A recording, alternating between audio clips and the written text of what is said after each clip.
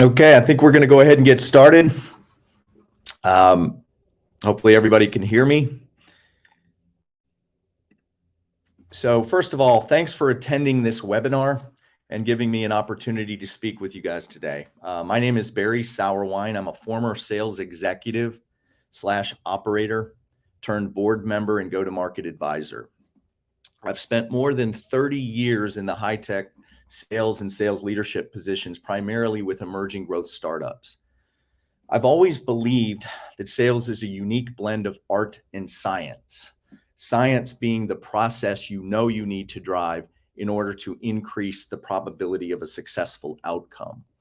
But here's the thing, just because you need to drive a process doesn't mean that prospect is going to let you do that.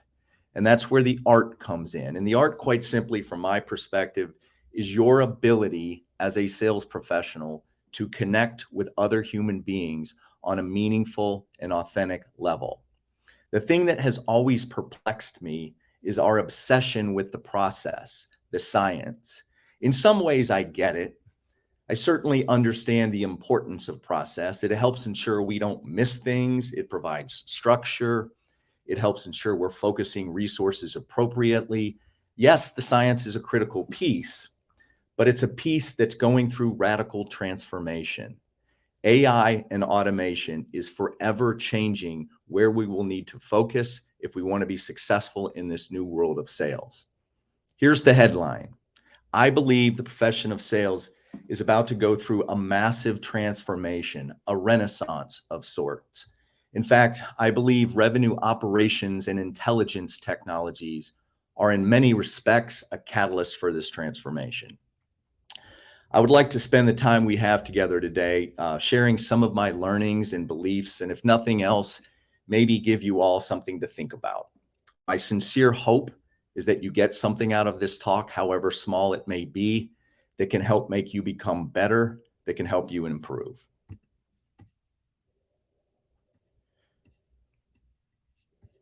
So first off, a little bit about me. I'd like to tell you my story of how and why I chose a career in sales. Many years ago, I graduated with effectively a computer science degree. And I chose that degree because everyone told me I would get a job. And sure enough, I got a job straight out of school, and I went to work for EDS back when Ross Perot was the CEO. And I was very much headed down that programmer analyst path. And 3 years into my newly found career, I'm completely miserable, the kind of misery where I have no desire to get out of bed in the morning. I'm thinking to myself, if this is the rest of my career, just end it now. So I ended up having a sit-down conversation with my dad. I'm very close with him. He's been in sales his whole life. And I said, all right, Dad, I get you sell things, but simplify it for me. And if help me understand what you really do. And if you could couch it in a way that might help me understand if it's something I want to do, that would be even better. Well, my dad, of course, he's known me my whole life. I think on the first thing he said to me on some level, he knew would hit the mark. He said, Barry, you get to work with people, compare and contrast working with computers, working with people. And what he also understood is ever since I could understand the spoken language as a very young child, I've had this weird fascination with human behavior. Like, why do people do what they do? What makes people tick? Why is it, for instance, when one person walks in a room, they can literally lift people's energy and spirit? They're almost magnetic with their presence. But conversely, somebody else can walk in the same room and suck the ever-living life out of it with their mere presence. So how and why that happens. Anyway, check mark. I get to work with people. It's what he said to me next that literally sealed the deal. He said, quite simply, Barry, you get to help make them better. And I remember having this moment of clarity where I'm like, let me get this straight, Dad. I get to work with people. I get to help improve their lives and make them better. And I'm going to be paid for that? I mean, are you kidding me? Who wouldn't want to do this? And I think if you look at our profession through that lens, it's quite noble. So I eagerly pursued a career in sales, only to very quickly learn and realize that the real world of selling didn't quite operate in alignment with that romantic vision my dad had painted for me. And I guess you could say I spent the first half of my career trying to understand why the profession of sales is held in such low regard. And I spent the second half of my career trying to do my small part to change that by building teams that operate refreshingly different. I joined my first startup in 1993. I like to say if I knew then what I know now, I probably wouldn't have done it because it was absolutely fraught with risk. But frankly, I was so young and naive back then, I didn't really even know what that meant.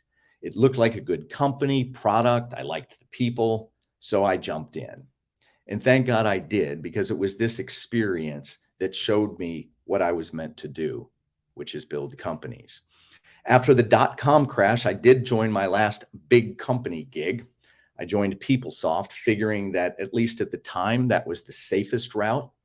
And I quickly realized that safe was no longer my thing. I was wired for building companies, and that's where I've spent the remainder of my career.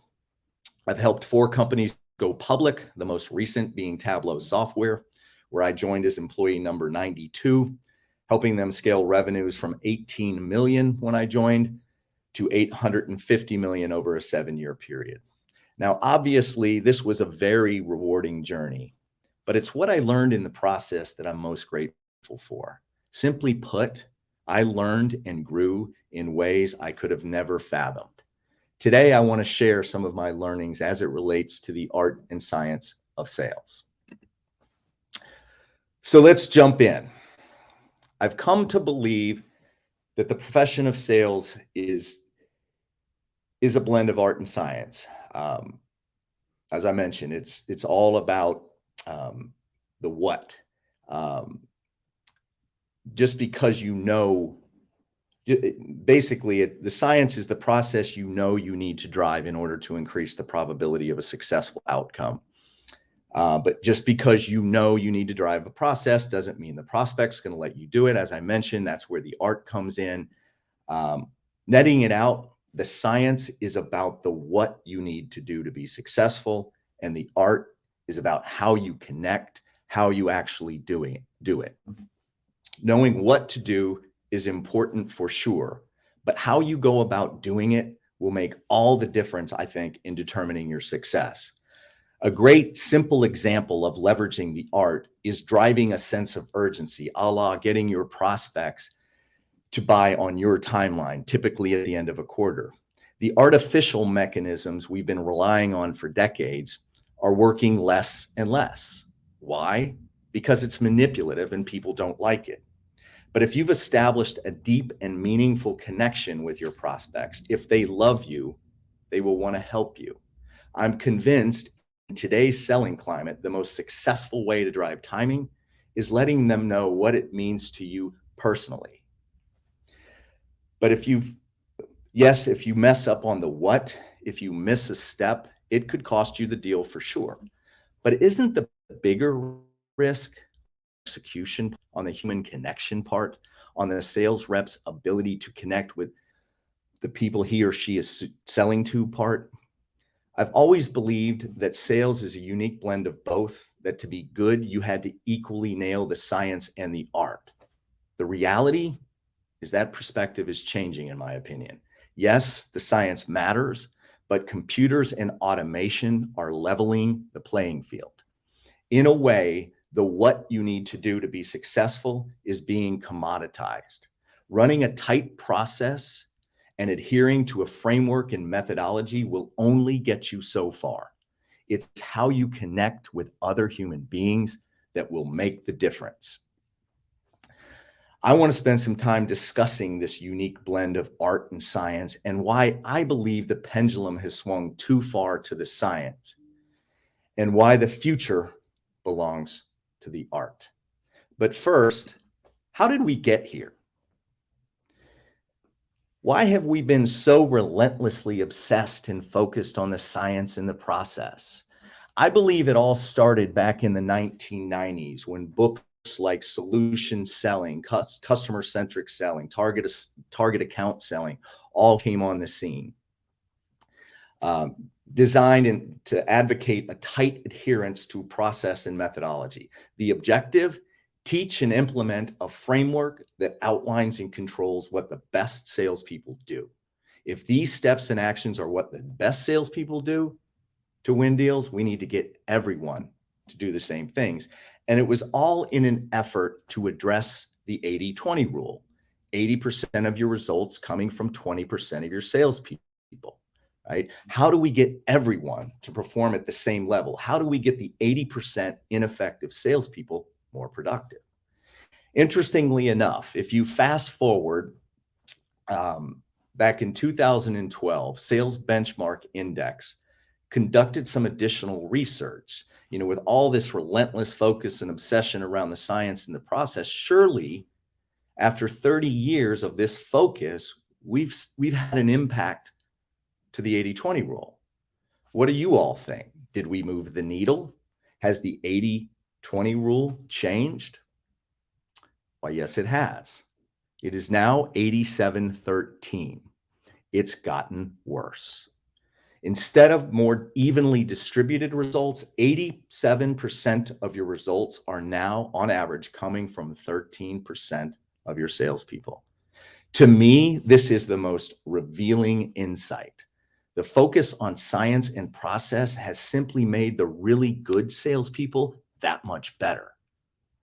But why? Why did the good get better?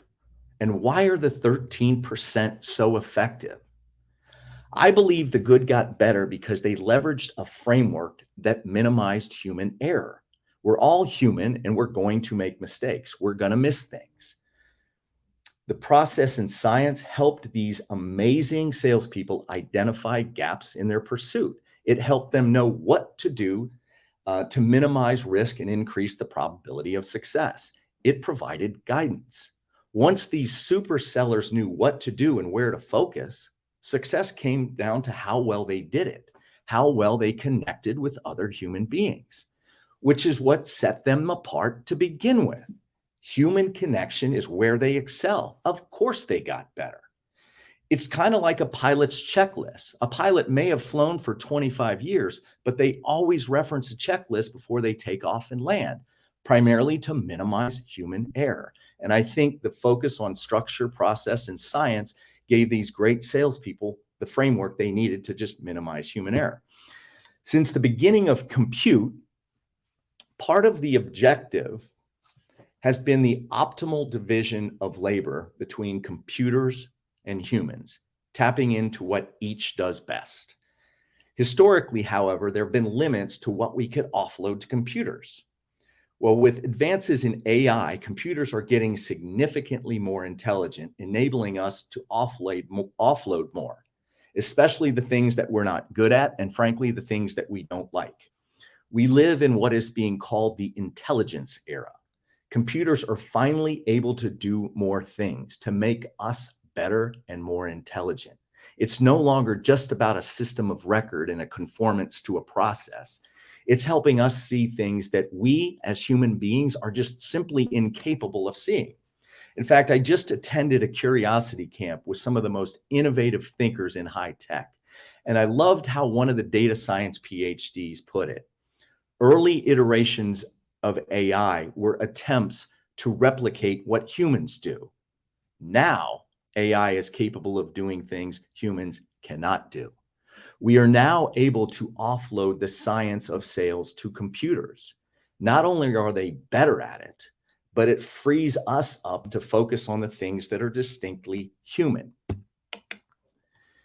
In my opinion, the profession of sales is going through this transformation I've referenced, the implications of which are only starting to emerge. The signs are everywhere, though, and for good reason. I'm convinced that in a few years, the profession of sales will look very different. I remember many years ago being shocked at the number of companies focused on marketing technology, otherwise known as MarTech. At the time, there were in excess of 7,500 software companies focused in this area. Well, sales, welcome to the club.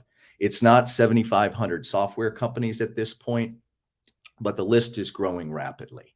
Technologies focused on revenue operations and intelligence are gaining traction rapidly because we can now leverage advanced technologies like AI and machine learning to analyze mountains of data to effectively see around corners and identify gaps and issues before they become insurmountable problems. In a way, revenue operations and intelligence solutions, they're automating the science. Things like real-time risk scoring of deals, customer and prospect interaction analysis, literally looking at the sentiment of what's being discussed between parties, engagement momentum, pipeline changes and trending, automated gap to target analysis, buyer disengagement analysis. I mean, the list goes on. These technologies can literally predict which deals are likely to close. It can also help you identify the gaps that might help increase the probability. Essentially, they're doing what really good sales leadership and process has done since I've been in it. Essentially, we now have access to technology that can provide precision guidance around the what, ensuring sales teams know what to do to increase the probability of success. Historically, if you had good sales leadership, a very tightly run process wrapped in a methodology like MEDDIC, you could out execute your competition and the rest of the market. I believe those days are coming to an end. In my opinion, thanks to AI and the RevOps and intelligence technologies, the science, the what you need to do, will ultimately become commoditized. In my opinion, the linear and logical part of sales will become more of a level playing field. While it's early for these types of technologies, to me, the die is cast. It's not a matter of if you do it, it's a matter of when. Just like the adoption of CRM systems 20 years ago, CRM systems like Salesforce.com provided an advantage to early adopters. Now they're very commonplace. Everyone has them. It's almost expected. In my opinion, you can invest in RevOps intelligence solutions in the short term and gain an advantage. Or you can wait and do it, years from now, just to remain relevant, stay competitive, in other words, to survive. Which brings me to this. If sales is a unique blend of art and science, I believe the art will increasingly take center stage. Knowing what to do is certainly an important piece, but how you do it is about to become everything. In many respects, it already is everything. With 80-20 becoming 87-13, one could argue nothing has changed. In other words, it's always been about the art. It's always been about human connection. The biggest difference now is that automation and AI is liberating us from the science. Now we can focus on the things that are distinctly human. The future of our profession is all about our ability as salespeople to connect with other human beings on a meaningful and authentic level. Frankly, I believe the future of all professions in some way is moving in this direction. In my opinion, if it's linear and logical, it can and will be automated. This concept and belief is not original. In fact, many years ago, I read this book, A Whole New Mind by Daniel Pink. And the subtitle is Why Right Brainers Will Rule the Future. And the underlying premise of the book is that with the abundance of choices that we all have, combined with the impacts of automation, the winners of the future will be the organizations that know how to make their customers feel good about the experience with the company and the products. It's all about how the customers feel. Now, when I read this book, my big takeaway was the aspects of our life or our job that can be reduced to a set of logical steps will increasingly have less value. In other words, those jobs and occupations that require a low level of logical binary thinking will go away or certainly change pretty radically. My conclusion at the time was professions that require creativity, tapping into the right hemisphere of the human brain, will likely be safe from automation, at least in the short term.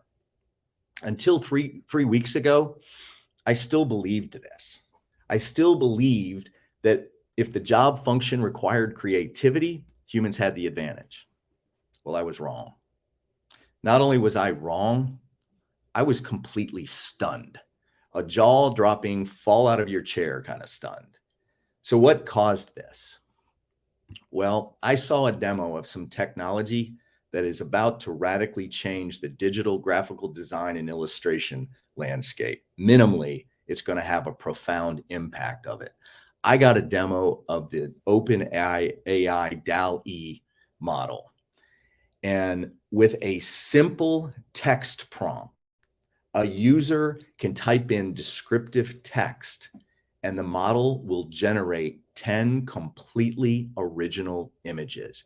I was blown away. For instance, the guy that gave me the demo keyed in photo, Asian male with blonde female trying on sweaters. And you get 20 photographs that look like they were taken by a 35 millimeter camera.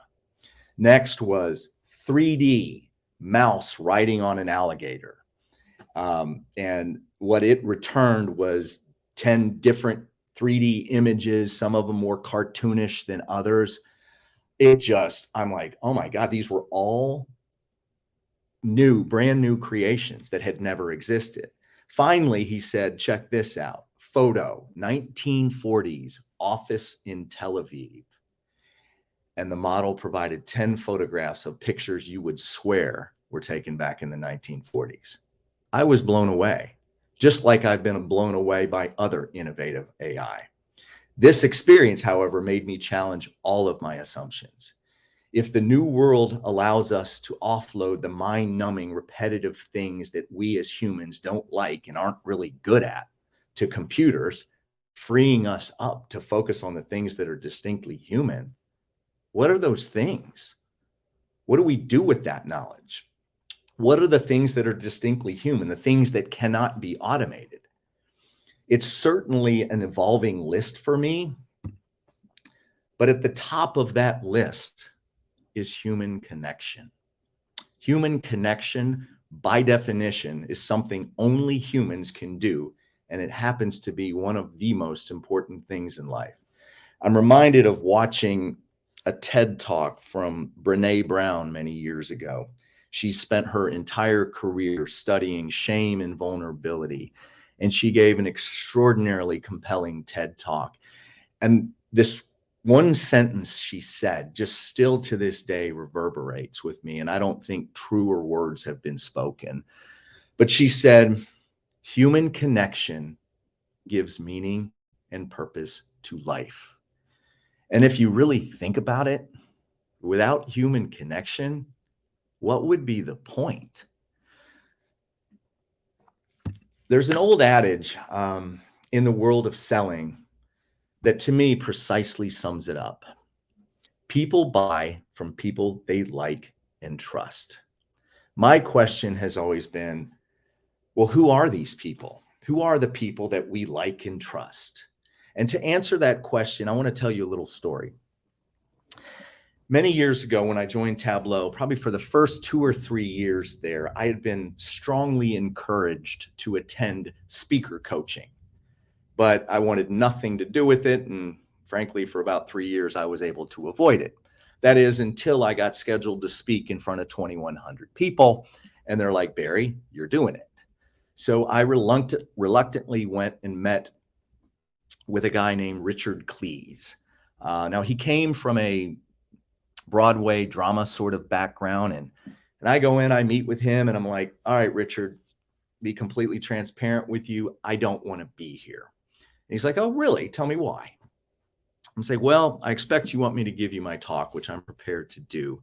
But here's the thing. I'm feeling a certain way today, and what comes out of my mouth is going to be a byproduct of what I'm feeling. This talk isn't scheduled for another 4 weeks, and I'm sure I'm going to be feeling something different in 4 weeks. As a result, what comes out of my mouth is going to be completely different. So I'm not really sure I see the point. He seemed to like that. I'm not sure why, but anyway, we jump into the talk, and to his credit, he gave me some tactical pointers. One thing, for instance, and hopefully I've done a better job on it today, but one thing he said is, Barry, you can come across extraordinarily intense. You might want to smile a little bit more. So I've tried to work smiling into some of my talks. But it's what he said to me at the end of our time.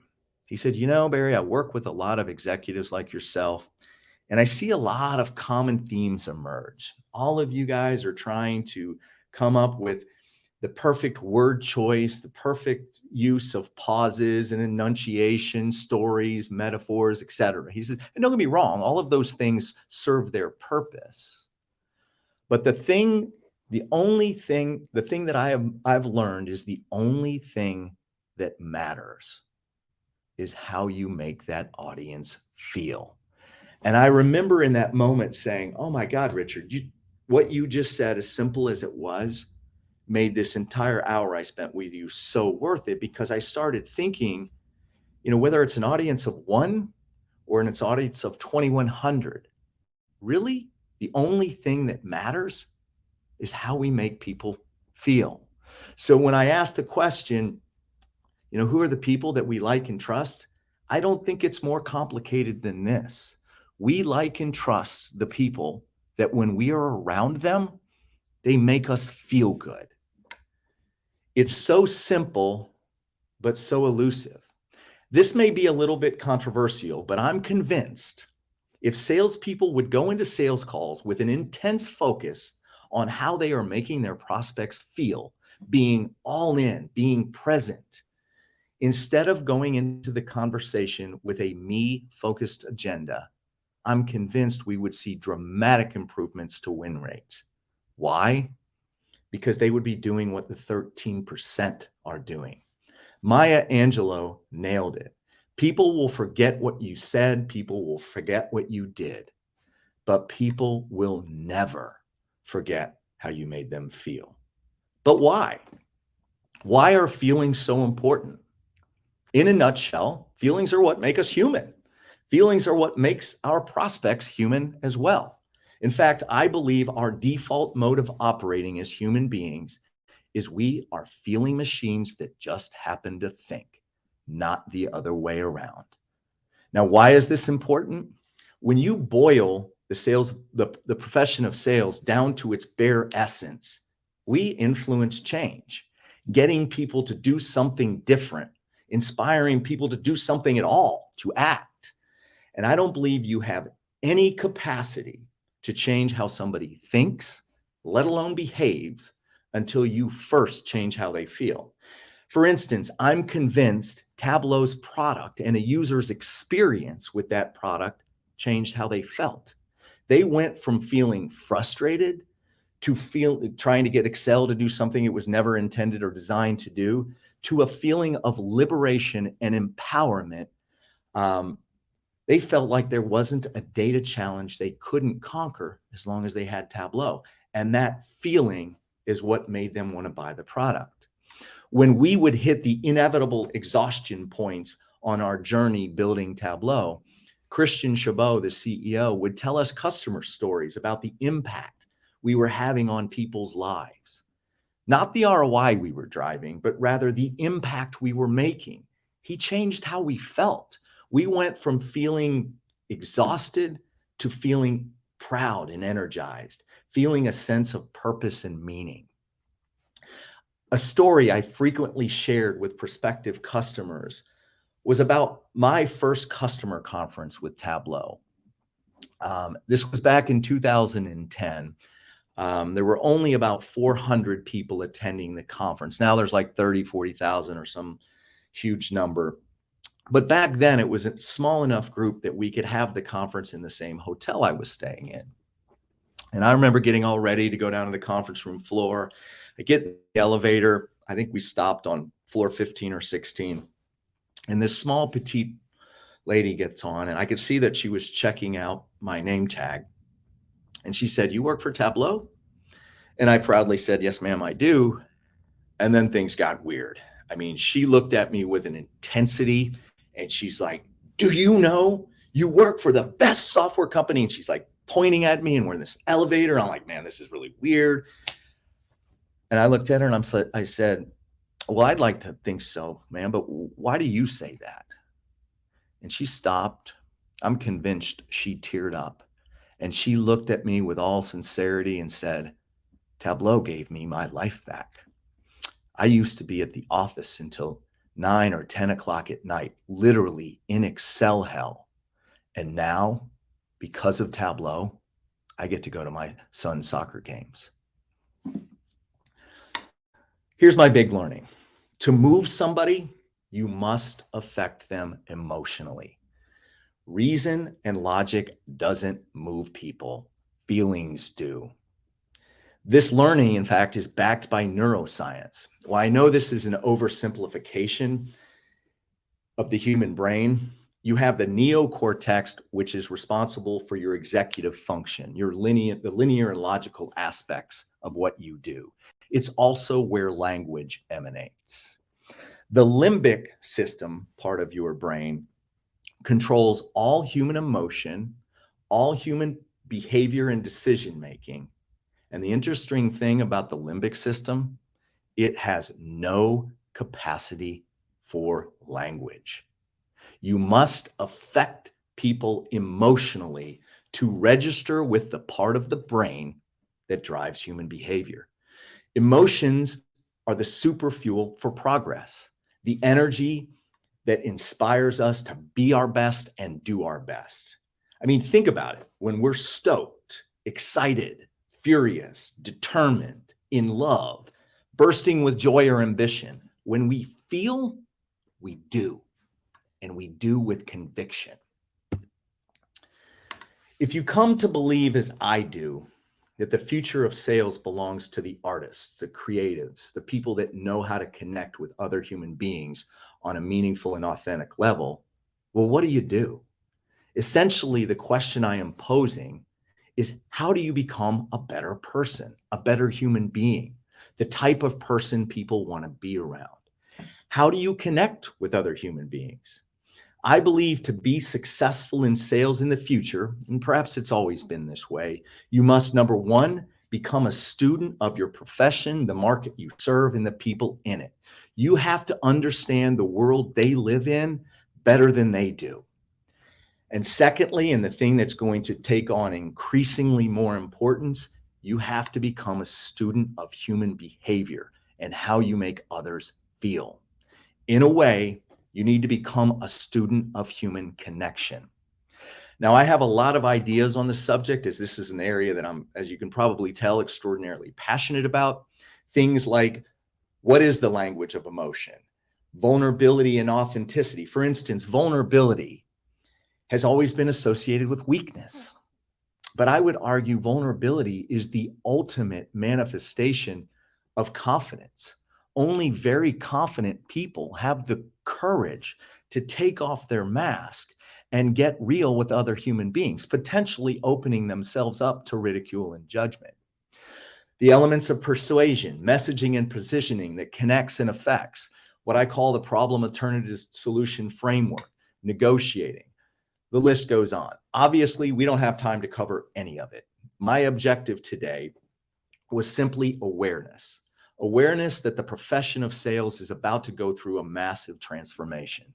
Success in sales has always been about human connection. In the future, you won't be able to hide behind science. In a way, the next frontier of sales is all about becoming a better person, the kind of person that builds deep and authentic relationships because they care about people and they understand people. They embrace what it means to be human, and they inspire others by giving them permission to be human as well. Which brings me to Humantic, the reason I'm presenting to you today. Humantic is another example of me being shocked when I first saw what was possible. At first, I was skeptical, I'll be the first to tell you, but the more I tested it, the more of a believer I became. Humantic gives you the insight and intelligence advantage that helps you connect with people on their terms in a way that makes them feel good. In fact, it's the only technology I've run across yet that is in any way helping with the art. Historically, people would have to take lengthy personality tests in order to gain this level of insight into somebody's psychological makeup. Used appropriately, these insights can have a profound impact on communication and, most importantly, human connection. With Humantic, now we can get this level of insight into a person's psychological makeup and personality with a push of a button. I mean, are you kidding me? In a way, it blows my mind. And the really cool thing, it's easy to use and adopt because it can be integrated into your personal workflow. You should never go into a discussion with someone you've never met trying to wing it.